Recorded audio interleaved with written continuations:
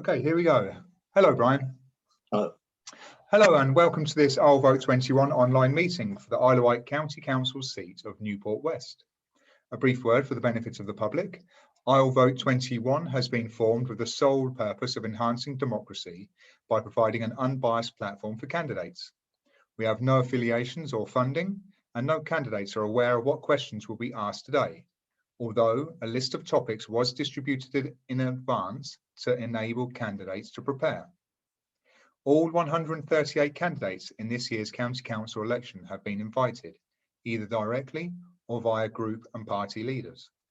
The following candidates have been invited to this meeting: Ray Redrup, Conservative Party; Brian Quigley, who joins me from the Labour Party; Jamie Bundell from the Green Party; Bob Blezard from the Liberal Democrats; and William Collins, who is been standing for the Socialist and Trade Union Congress. Bill Collins joined me several days ago. At that time, Brian wasn't able to join, and he's requested that we have another meeting, and I'm a strong believer in if you ask, you might get. And Brian has asked, and here we are today. But Bill Collins' video is also available on the YouTube channel. Candidates will be asked questions from our pool of questions, plus others that have been submitted by the public regarding island-wide issues and issues in their specific locality. Candidates have been informed that there is a 2-minute limitation on answers. I will raise my hand as we approach this cut-off, about 1:45, and I request that the candidate finishes up promptly afterwards. Right. Before the questioning starts, Brian, I'd like to invite you to give an opening statement around 2 minutes, please. Well, my opening statement is that my name is Brian Quigley. I am late to the party, as it were, because the person that was going to stand had a conflict of interest. I've never been elected to office in any shape or form in the past, so I don't consider myself to be a politician. I've got a business background, and I worked in business publishing in London, dealing with corporates and governmental agencies around the world. And one of my roles was to negotiate multimedia arrangements with those organisations, like West Deutsche Landesbank, that kind of thing. So I've got a very strong business background in that respect. And that was successful negotiating, and those are the kind of skills that I can bring to bear in Newport West. And I mean, one of the major issues there is parking. And I know it's a different world, but it's still negotiating with people and putting the point across that what is it we can do in real terms to achieve the aim of getting somewhere for people to park, simple as that. And I understand that in Newport West, does Christ the King have a car park? And there's an issue with the insurance. Surely that will be fixable. So I'm here I've moved to Lake, downsized with my wife, Nikki. We've got children and grandchildren, and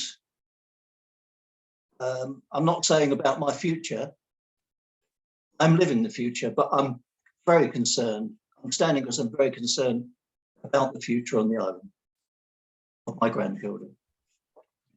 Okay, Brian, thank you very much. What more legitimate reason can there be than concern for one's children and grandchildren?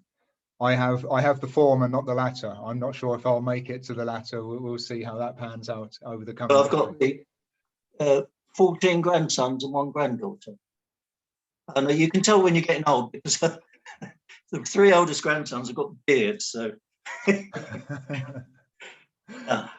That's impressive. Okay. Yeah.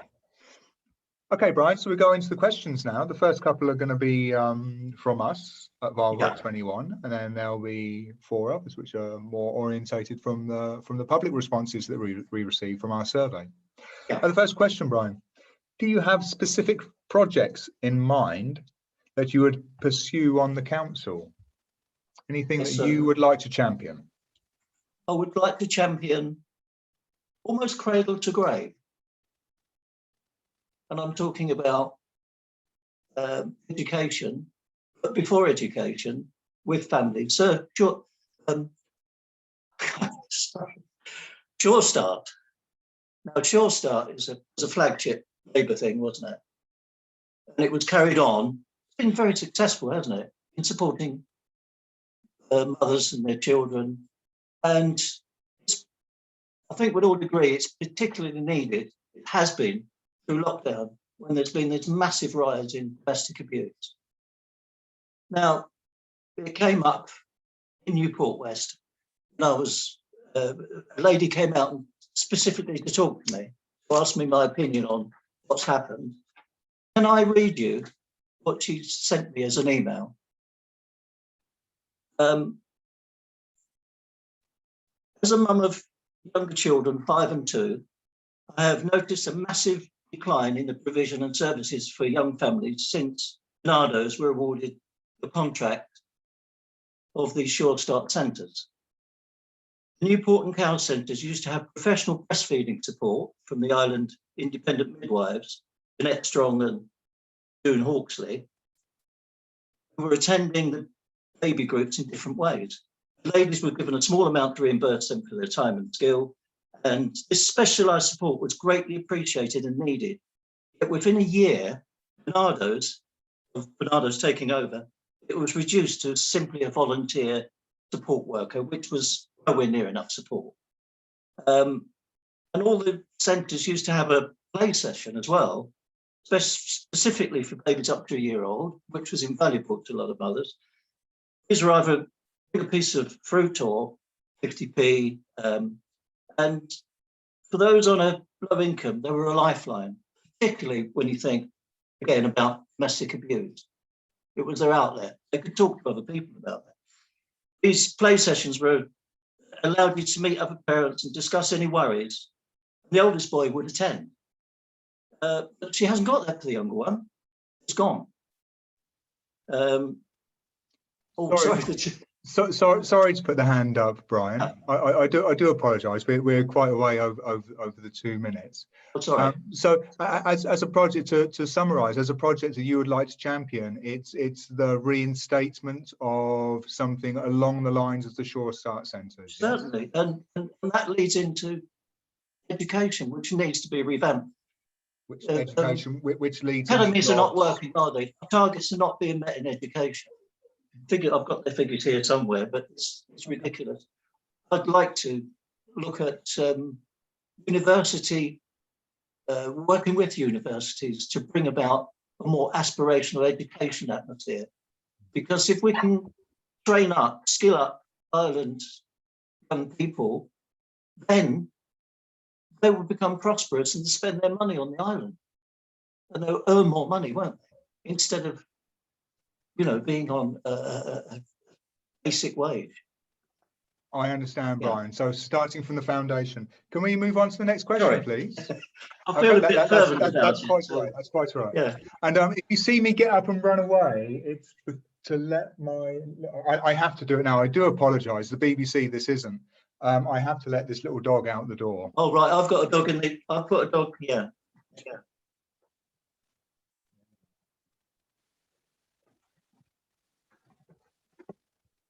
I do apologise. Right. Okay, the next question is, how can residents become more confident and engaged with the council's decision-making processes?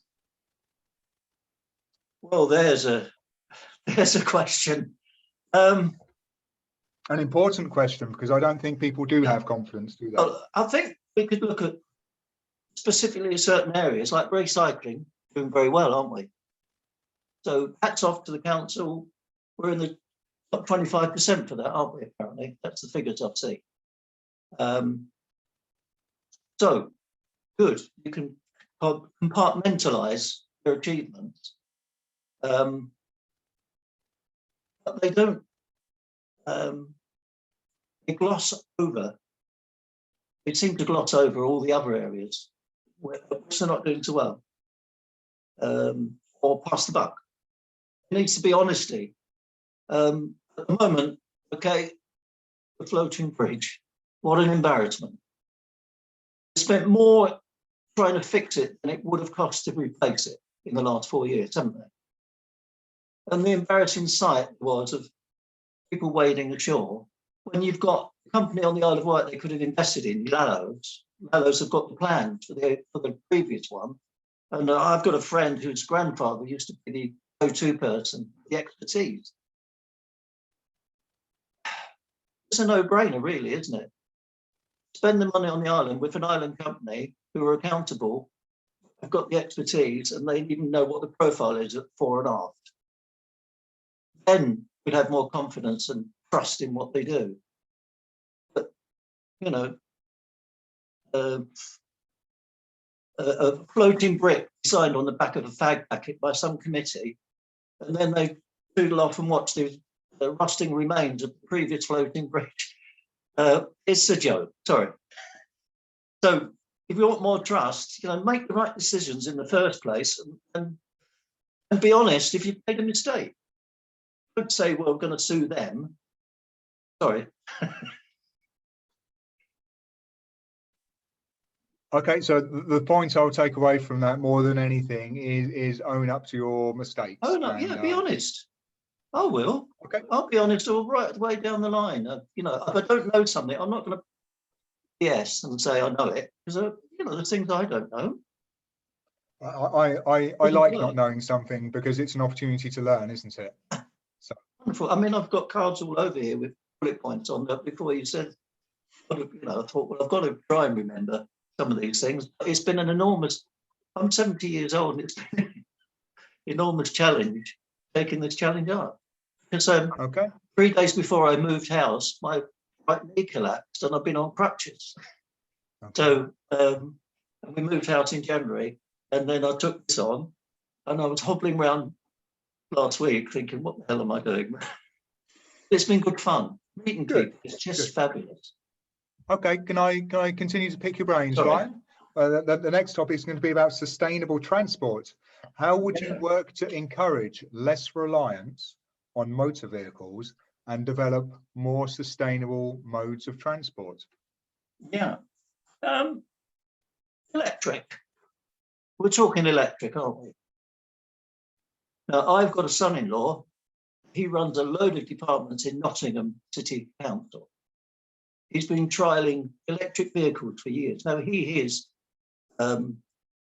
brilliant at earning money from car parking. He makes a fortune. Up until lockdown days, he made a fortune for Nottingham City Council every year. Any bit of land he reaped, it's called fish where the fish are biting. He knew where the business was. You get a car park, get the funds from that, with free parking at the front end to entice people in. They'd, you know, they'd pay for the extra time because they had good shopping areas to go to. You'll always attract people with the right car parking in the right place, with the right incentive. He did that. He's trialled electric vehicles of every description, bus carts even, across Nottingham City Council for years, and it's working. It's sustainable. You go into little car parks in Nottinghamshire, there's 4 charging points. In Newport, is it Scarrett's Lane? There's one charging. Church Lane, is it called, the car park there? Yeah, round the back. I know the one. There's one charging point and 4 spaces. There's 4 electric, but 1 charging point. It's pathetic. Where's the initiative on that? Where is it?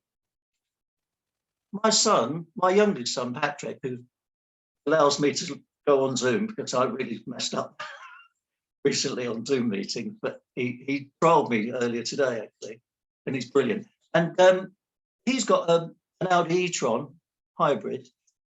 You don't pay for any petrol. When the Isle of Wight is, how big is the Isle of Wight?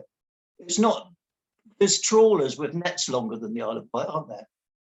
And he doesn't pay, he uses electric wherever he goes. He says, where's the charging points? He charges at home. But there's a big hunger now for electric vehicles. Sorry. Well, there are a big hunger and a big requirements, and they are coming down the line, aren't they? I bought a second-hand electric car 2 years ago, and it's easily the nicest thing I've ever had. What model's that? A Nissan Leaf. I got a 2-year-old. Yeah. So mine it was 3 years old when I bought it 2 years ago, and it's easily the nicest thing I've driven. So it is. So once forever smitten, to use the old Peugeot advert. Okay. As soon as I had a diesel a few years back, and as soon as I found out about this defeat device, for swindling people, it's just a huge scandal, that, isn't it? I switched to petrol, but I'm not in a position at the moment to switch to a hybrid, for budget purposes. But as soon as I can, I will, or full electric if I can. Well, yeah. Watch the second-hand market. That's what I did. We went up to Guildford and bought Patrick's at 11.5 grand. It's e-tron, and it's a 2015 model, and it's money well spent. Believe you me. Okay. Okay, Brian. The next question is this, and again, this is another public question. The volunteer sector carries a great deal of weight on the island. Yeah. Especially during the COVID crisis, to the great relief of taxpayer-funded services. Yeah. Can you suggest ways in which the council can support this sector? Well, I'm going to mention somebody you may know, John Nicholson. John Nicholson, Conservative councillor John Nicholson. He's a friend of mine. I know the name. He's actually a friend of mine. In Cowes, isn't he? Yeah, he's in Traveller's Joy. What's that road? Traveller's Joy. He's a chairman of Camera on the island. Okay. A real ale drinker. Yeah. But he does all the beer and buses every year, doesn't he? Okay. Anyway, he came to me with something. 2015, 2016. There was an initiative then for a public and council initiative where local knowledge of what's required in the voluntary sector would be working with the council and the health service, an integrated approach. I don't know if that went anywhere, but it sounded great.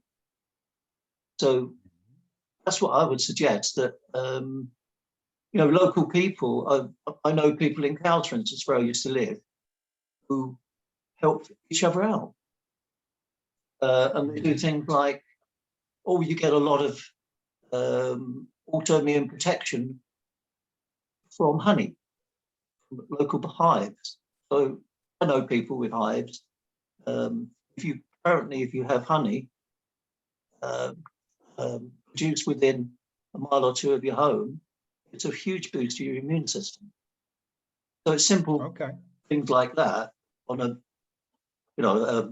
microscopic level, but it all builds up, doesn't it? All the networking, people knowing each other, and then somebody from one of the agencies can then organise that, and then it feeds into some kind of council or organisation database, and then we've got a network of people all looking after each other. So I think if I can paraphrase, I mean, you suggest that the council should provide the scaffolding for this. Yeah, and the management expertise, because volunteers aren't always good managers of their own time. But guilty. No, I've been a volunteer, and I've worked with volunteers, and I've done every bad thing that a volunteer shouldn't do, and I've done all the good things that a volunteer organizer should do, and it's an interesting sector. Yeah. Okay, and a very, very, very important sector. Oh yeah. Okay, Brian, I have 2 more questions, Brian. Again, so there's a bit of a preamble, but the real question does come. Listening. I am a good listener, have by the way. received. I've just got to remember It's a to good skill. keep this shut and use these. It's a good skill, but the most important thing is after you listen is that you think, and rather than just waiting your turn to talk again. I find that there's three important skills, isn't there, that so sometimes lacking. You know, listening, thinking, and then replying. And actually looking the other person in the eyes as well. Some people just cannot look you in the face, can they? On that note, I'm going to look at my notes and read you this question. We have received many questions on housing. Yes. There is a need for homes on the island to address a shortage of housing that matches the local situation, especially for those looking to rent. But an environmental cost comes with every new house built in terms of losing green space and the required infrastructure. Yeah. How should the council, within the bounds of its powers, seek to create more homes for islanders whilst balancing the environmental costs of more building? Oh, we're in favour, aren't we, of brownfield before greenfield. We don't want to see greenfield disappearing. Unfortunately, 2 weeks ago, the council was sanctioned because the fifth worst in the country, new housing. You know that? Which means that local plans don't, if there is a local plan, it doesn't apply. We're now dealing with national government imposing houses on us. Now, it's a shame that, it is a shame that the present council don't believe in the island. And I'll tell you why. They invested, they had £35 million, for instance. I mean, I think it was £60 million they borrowed. £35 million, you probably know about this, invested in warehousing in Manchester. Now, the last time I checked, it wasn't anywhere near Brighton, Manchester. It's in Lancashire, isn't it? Is that belief in the island? Imagine if they took that money and built some affordable homes instead and got some income from it. Because their return, the business return, is below what they've criteria they've set themselves. Their own criteria was 2.5% to 5%. They're getting 2.4 from that and dropping. And I saw a figure recently of 1.82% net. Pathetic. Now you get affordable houses. Housing, I've always been told bricks and mortar makes money.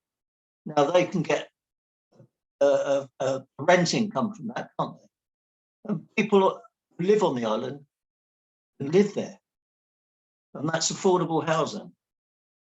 Developers want to build expensive homes because they make more profit. So that's my invest.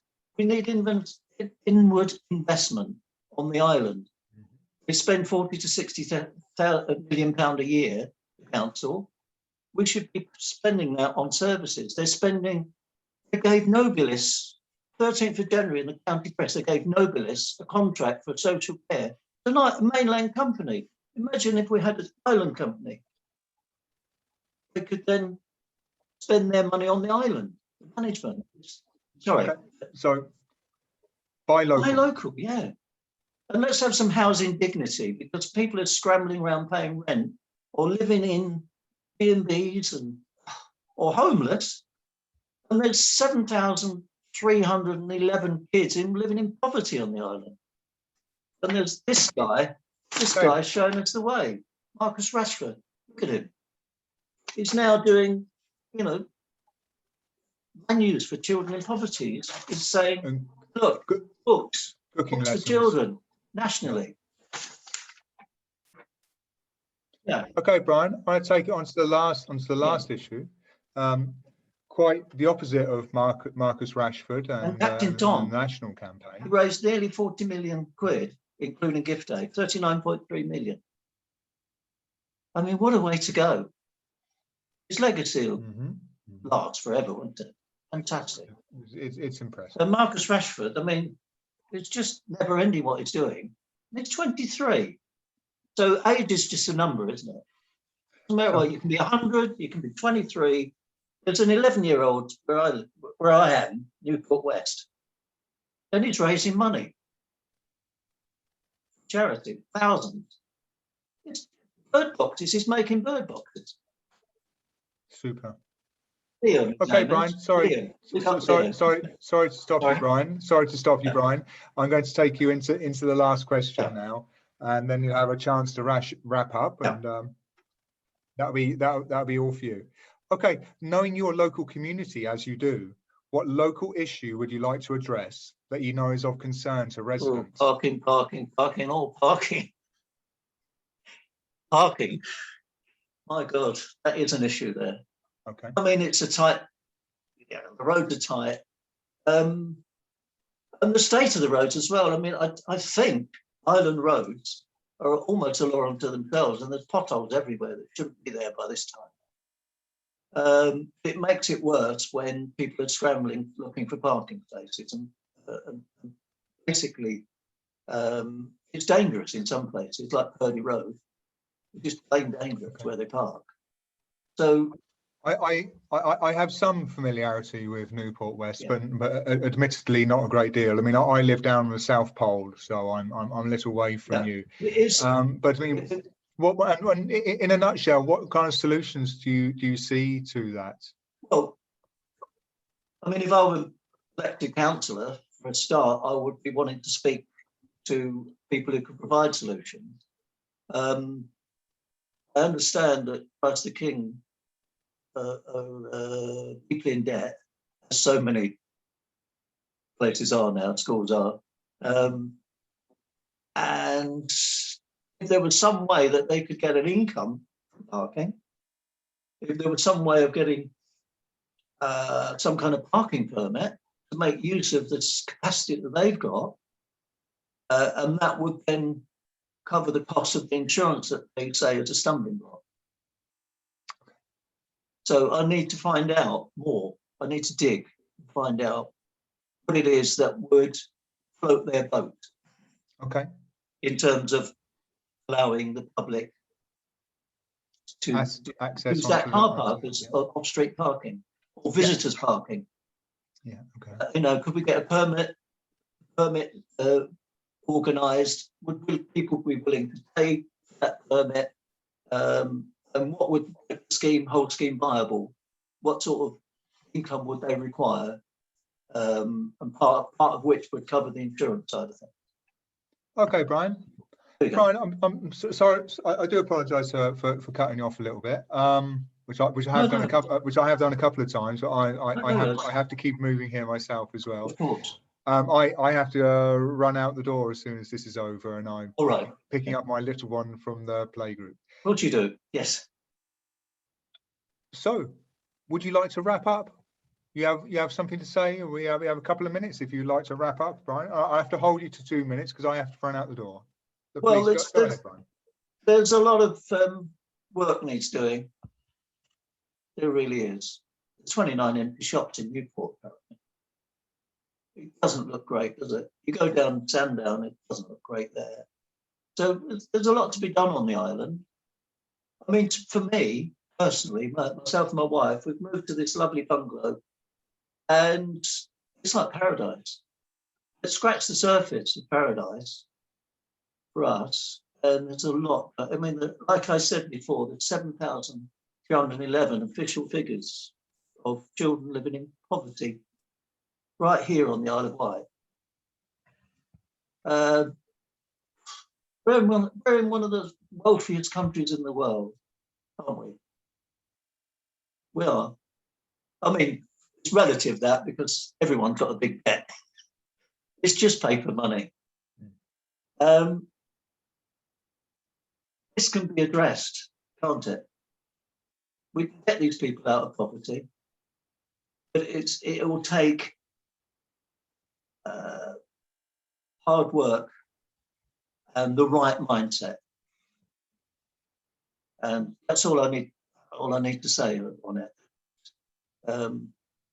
We need the dignity of affordable homes, and we need the dignity of people earning enough so that they can have a holiday, so that they can have decent food, and so that they can have that peace of mind that people like myself have already got. I'm fortunate, but I really feel for people who are less fortunate than me. And I'm doing this because I give I won't say the word, but I do give her. Okay. Yeah. There can't be anything worse than going to bed every night worrying about putting food on the table. Oh. And that is the situation that we are in right now. Okay, Brian, that's it. As I mentioned, I have to run out the door. I'm going straight away to get my little girl from the playgroup. Thank you very much for partaking. What's her name? My name's Stephen Cockett. No, your little one's name. Oh, she is Elodie Grace. Elodie. It's a French Elodie. name, in fact. Yes. Oh, Elodie. lovely, Grace. Like melody, but no M. Elodie Grace. Elodie. Lovely. Oh, right. She is lovely. You've got a little and 1-year-old friend's daughter. It's Lyra Gray. Oh, nice. Lovely, isn't it? Oh, well, they're delightful. I've got lots of work, but delightful. I've got a niece called Grace. I love that name. Yeah. So. Okay. All right, Brian. Well, thank you very much. Thank you very much.